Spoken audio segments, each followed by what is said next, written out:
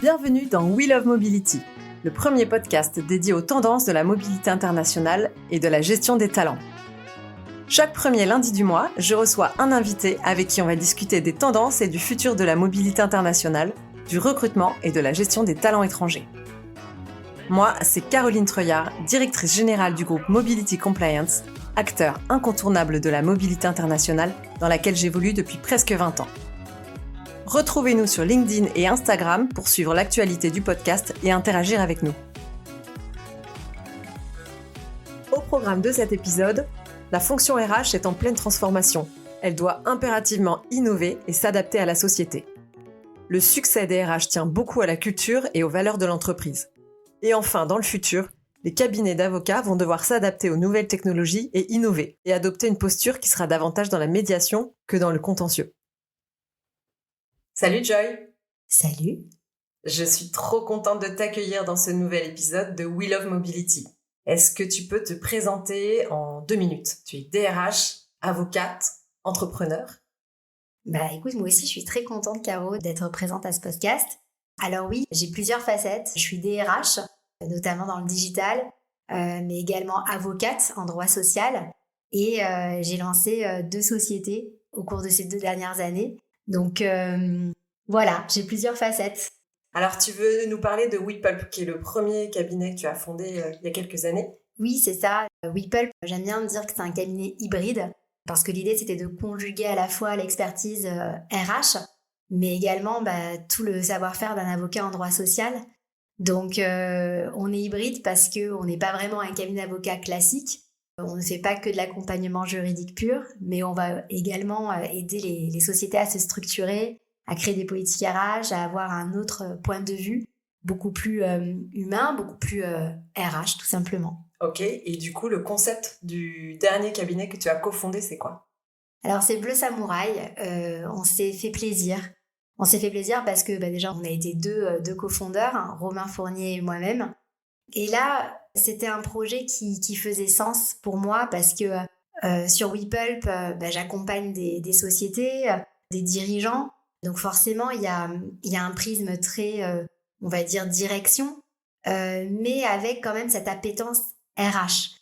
Et Bleu Samouraï, ça avait du sens parce que j'avais aussi envie de rentrer dans une société un peu plus éthique, c'est-à-dire accompagner aussi des salariés qui sont en souffrance, qui vivent aussi des difficultés. Et voilà, d'apporter quelque part ma pierre à l'édifice sur des situations que je trouvais parfois pas justes et d'aider les victimes. Et finalement, ce concept, pour moi, ça répondait à, on va dire, à un souhait un peu d'enfance. Quand tu choisis d'être avocat, c'est pour défendre des victimes. Et c'est pour ça que Bleu Samouraï, c'est l'opportunité finalement de, voilà, peut-être de me révéler quelque part sans vraiment m'en rendre compte, mais voilà. Ça fait partie de tes valeurs, en fait, ton ADN. Oui, parce que quand tu choisis d'être avocat et même DRH, c'est que quelque part, t'aimes l'humain. T'as envie d'aider ton prochain, t'as envie d'être... je sais pas si c'est une utopie, mais en tout cas, tu as envie vraiment d'être dans cette bienveillance, d'aider les gens à se construire, à se développer. Et Bleu Samouraï, c'était une opportunité d'apporter aussi ce soutien et aussi cette expertise à des gens qui en ont besoin et qui sont complètement démunis sur le marché du travail. Et puis Bleu Samouraï, peut-être qu'on en parlera un peu plus tard dans une autre question, mais ça s'inscrit aussi différemment des cabinets d'avocats classiques, parce qu'on n'a pas une dimension purement juridique, on a vraiment une dimension aussi de développement personnel et professionnel qui va au-delà et qui te pousse à rebondir quand tu es dans une situation... quand tu ressors d'une situation conflictuelle ou en tout cas très compliquée qui t'empêche d'avancer. Ouais, un concept très novateur, on va en reparler tout à l'heure.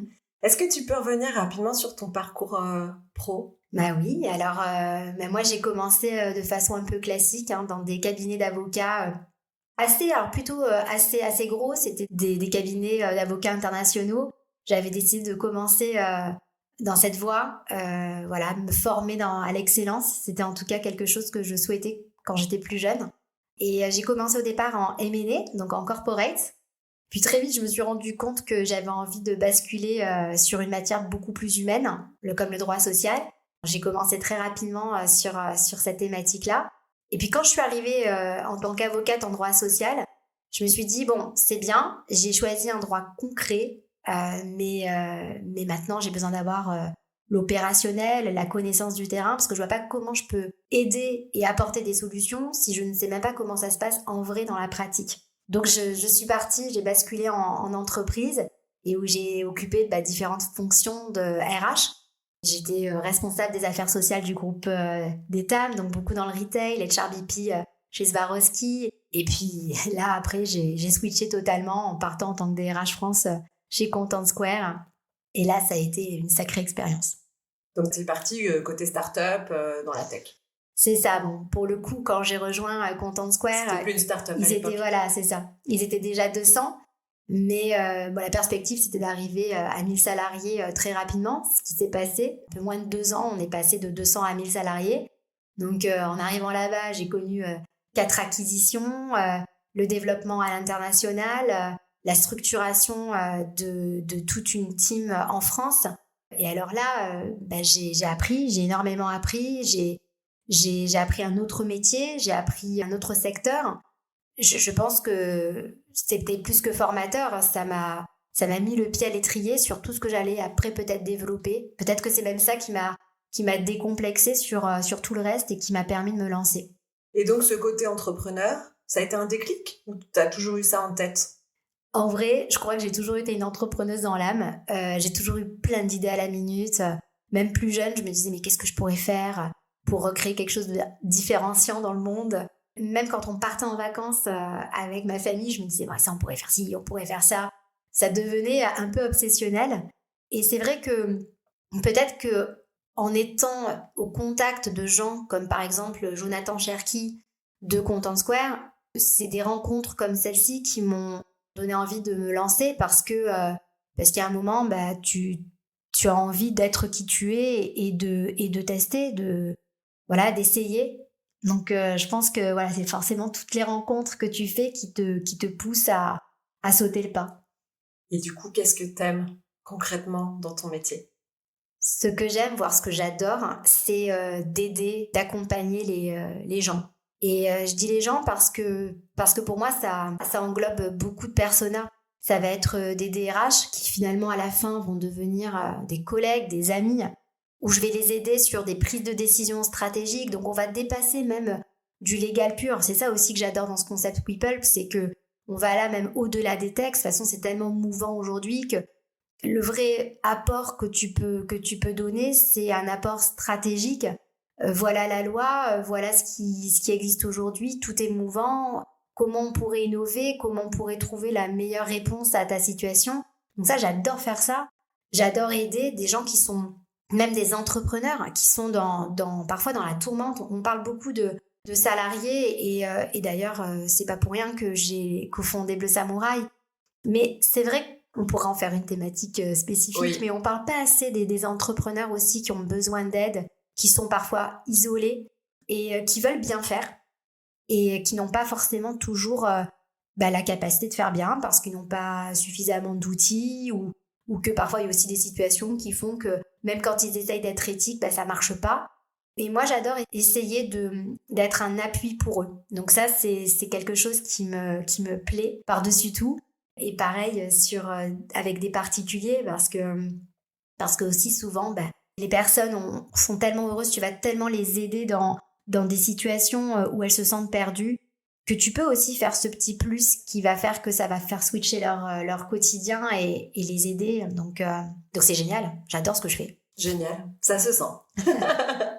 On va revenir sur ton parcours. Donc tu as évolué en tant que DRH dans la tech. Quels étaient tes plus gros challenges à l'époque ? Tu parlais de recrutement massif notamment. Est-ce qu'il y a eu autre chose Oui, moi je suis arrivée dans une période chez Content Square où j'ai tout eu. C'est-à-dire qu'il y avait bien sûr le recrutement, donc il y avait une équipe recrutement qui était dédiée. Donc il fallait pouvoir répondre aux besoins d'une société qui scalait très rapidement. Donc ça c'est sûr que c'était le gros enjeu de la société, le gros enjeu RH, peut-être un des plus importants. Maintenant il y avait aussi toute la partie structuration, parce que c'est vrai que quand tu crois autant et aussi vite, tu as besoin très vite de te mettre compliant. Tu as des paliers que tu passes et sur lesquels tu dois assurer que toutes tes politiques, tout ce que tu mets d'un point de vue compliance soit vraiment carré. Pour moi, les challenges aussi qui ont été assez importants, c'était l'internationalisation. Parce que d'un coup, en fait, on faisait l'acquisition de sociétés qui étaient à l'international, qui avaient des cultures complètement différentes. Je pense à des sociétés israéliennes, américaines. Les mindsets sont complètement différents. Et à l'époque, on faisait l'acquisition d'une société, mais qui du coup était une autre R&D. Donc j'avais 2 R&D en gestion. Et c'est vrai que il faut arriver aussi à emporter l'adhésion de personnes qui sont déjà dans la société, mais qui avaient d'autres habitudes.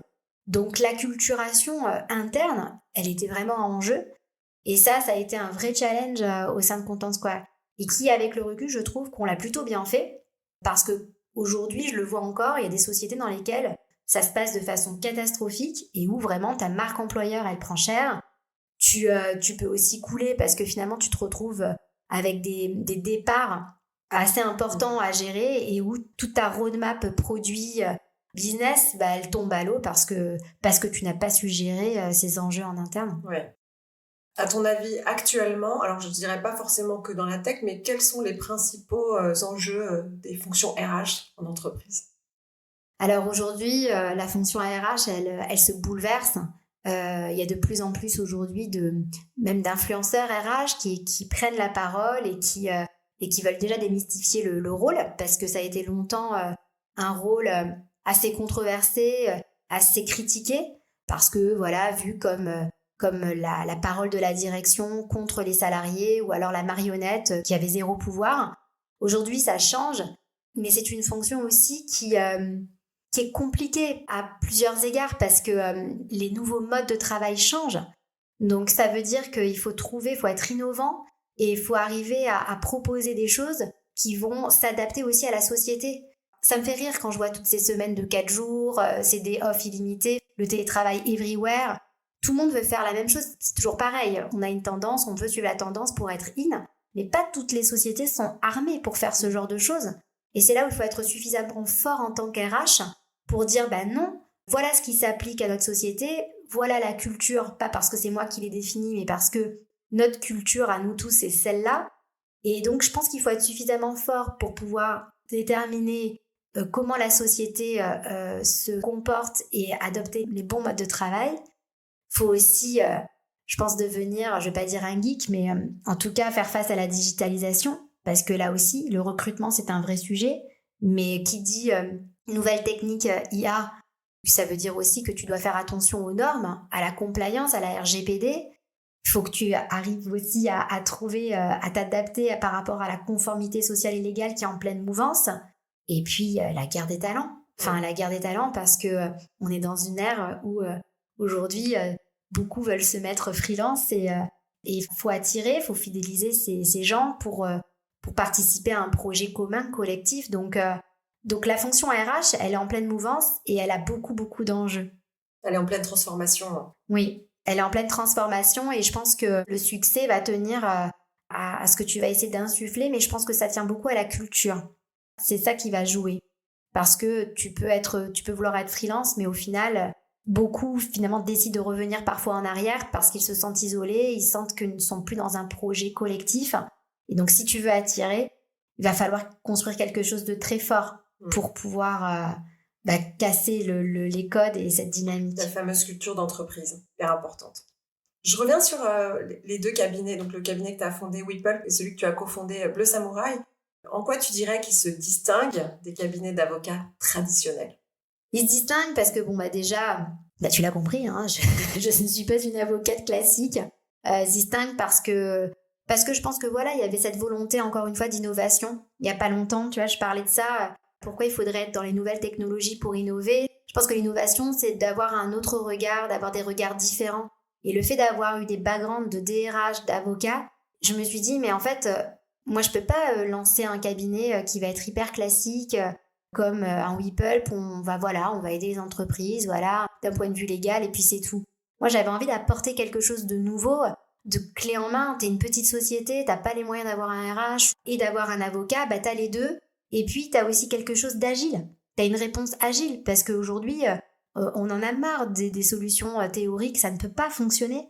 Donc voilà, et puis que même pour des sociétés qui sont plus grandes, et ben en fait tu vas apporter une vision encore une fois plus dynamique. Et pour moi c'était important de se dénoter, parce que si tu veux survivre, de toute façon il faut que tu te dénotes, il faut que tu sois différenciant. Et puis même c'était même plus fun de faire comme ça, de changer, de bouleverser les codes. Et Bleu Samouraï, ça se distingue totalement des cabinets d'avocats classiques, parce que là aussi, moi je refuse d'avoir des gens qui viennent toquer à ma porte, qui me disent voilà, je suis au plus mal, qu'on trouve une solution juridique pour eux et puis finalement qu'on les laisse partir dans la nature. Pourquoi on ne pourrait pas participer au développement des gens? Pourquoi on ne pourrait pas les aider à rebondir avec du coaching, avec du bilan de compétences, qui sont finalement des propositions complémentaires à celles d'un avocat et qui vont te permettre de créer aussi une expérience positive. Et moi, je pense que aujourd'hui, ça me fait rire parce que voilà, je rencontre plein de gens et notamment des gens qui ne sont pas dans l'univers des avocats ou des RH, et aujourd'hui qui m'expliquent qu'on est dans un monde d'expérience. Comment tu crées l'expérience? Les gens ont besoin de vivre des expériences. Et Bleu Samouraï, c'est quelque part une réponse à ça. Comment tu vis une expérience positive, même dans une situation conflictuelle. Voilà, donc je trouvais ça assez cool. Hyper cool. Ça te ressemble beaucoup, je trouve. Merci. Quel conseil tu donnerais à une entreprise qui se lance demain en termes de stratégie RH? Alors, il y a plein de choses à dire, mais la première chose, c'est que, on en parlait il y a quelques minutes, déjà, tu lances une société, c'est peut-être lequel est tes soucis, mais quand même, pense à qui tu es. Pense aux valeurs que tu as, qui tu veux voir dans ton équipe, en tout cas en premier. Parce que il faudra que ça soit des personnes qui te ressemblent pour avoir en tout cas une vitesse de croisière qui ne soit pas plombée par des mauvais recrutements. Ça, pour moi, c'est la première chose. Donc définir quelque part ta culture, même si tu es tout petit, une culture d'entreprise, c'est pas forcément pour des grosses sociétés. C'est voilà, qui tu es. C'est ce qui rassemble. Exactement. Parce que c'est à partir de ça que tu vas construire aussi tous tes process, que tu vas faire les meilleurs process de recrutement qui te ressembleront et où tu détecteras des loups, des gens qui ne te correspondront pas, avec qui ça ne le fera pas. Donc ça, c'est pour moi la première chose. La deuxième chose, c'est aussi, ça répond à la première, mais vraiment travailler sur l'efficacité de tes recrutements. Parce que encore une fois, les recrutements, c'est clé. Et c'est ça qui va faire que tu peux aussi te casser la figure. Ouais, tu peux te casser la figure avec des mauvais recrutements faits au début de ton lancement. Et le troisième point, même s'il n'y a pas que ça, c'est la conformité. Parce que là, je prends ma casquette d'avocat, mais parce que je le vois, aujourd'hui, tu as des petites sociétés, même toutes petites, où c'est quelque part, et je comprends, c'est un peu le cas des soucis de travailler sur la conformité légale, parce que déjà, tu te dis, déjà le développement de mon produit et de mon offre, c'est quand même le plus important. Et c'est vrai. Mais en même temps, si t'es pas dans les clous, qu'en plus t'as un mauvais recrutement, mais là, tu plies boutique. Donc, pour moi, c'est les 3 points clés quand tu te lances à essayer de faire impeccablement. Ok. Comment tu vois le métier d'avocat en droit du travail dans 20 ans? Oula. C'est un métier qui, pour moi, va être aussi sujet à plein de bouleversements. Si tu veux être un bon avocat, ça c'est ma vision, mais il va falloir que tu te mettes au code. Il va falloir que tu deviennes un geek et que tu parles le même langage que les autres, hein, parce que la profession, pour moi, et désolée parce que j'imagine que ça ne concerne pas tous les avocats, et j'espérais, mais elle est encore poussiéreuse. Elle est encore poussiéreuse, donc si on veut avoir un avenir pour les avocats de demain, il va falloir se mettre aux nouvelles technologies, il va falloir en faire des alliés, et sur cette base-là, pouvoir apporter la meilleure réponse stratégique. On va attendre des avocats d'avoir vraiment une valeur ajoutée sur la stratégie, sur la médiation même. Parce que le contentieux, alors après moi je parle de ça dans le digital, parce que dans le digital on n'aime pas le contentieux, donc on préfère plutôt transiger dans la médiation. Mais ça aussi, c'est une posture qu'il va falloir avoir peut-être demain, être dans la médiation, être cet interlocuteur clé sur lequel tu vas pouvoir te reposer. Et donc, il va falloir aussi sortir de son bureau, aller à l'encontre des gens. Voilà, il va falloir changer et sortir de sa zone de confort. Merci pour ces conseils. Et est-ce qu'il y a des personnes qui ont marqué ton parcours, si tu veux les mentionner? Bah oui, je pense que Alors cette question, elle est marrante, elle m'a fait aussi beaucoup me réfléchir finalement à tout mon vécu, toute mon expérience. Et c'est là où je me suis rendu compte, et c'est un peu l'histoire de la vie, c'est que tu as des gens qui t'ont marqué, qui ont parfois été vraiment bons, avec qui ça s'est super bien passé, c'était fluide, et puis d'autres avec lesquels ça l'était moins, mais qui t'ont fait peut-être encore même plus grandir. Ouais. Et si je devais citer ces personnes-là, ça serait dur parce que finalement, je me suis rendu compte qu'il y avait beaucoup de gens à citer, mais forcément, ça a été même stagiaire, la première personne qui m'a donné un stage dans un très gros cabinet, parce que c'est hyper dur d'avoir ce sésame, et qui a fait qu'après, j'ai pu avoir mes collaborations dans des gros cabinets d'affaires assez connus.